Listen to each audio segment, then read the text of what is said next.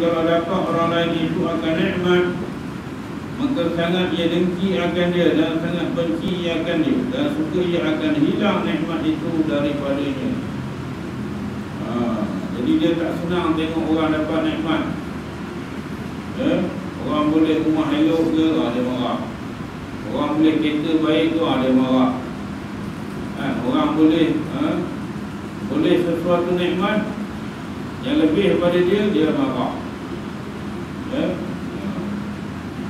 Dapat PIG ke, dia marah. Marah ke? Orang dia dapat PIG marah kan. Orang tu dapat PIG dia marah. Dia tak PIG ke, dia marah orang tu dapat PIG. Marah apa kan? Itu semua hak Allah Ta'ala berlaku kan. Kita nak, kita minta dengan Allah Ta'ala. Jangan marah. Nak kereta elok, minta Allah Ta'ala. Doa dulu, lepas tu berusaha lah. Nak rumah besar cantik, berusaha lah. Mengambil berdoa kepada Allah. Ini tak dapat, dia dengki kat orang.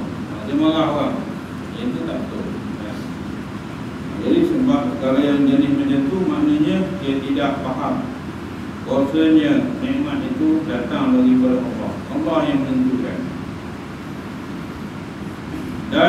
Dan sebab yang keempat itu al-ta'ajjub, ini heran akan dirinya.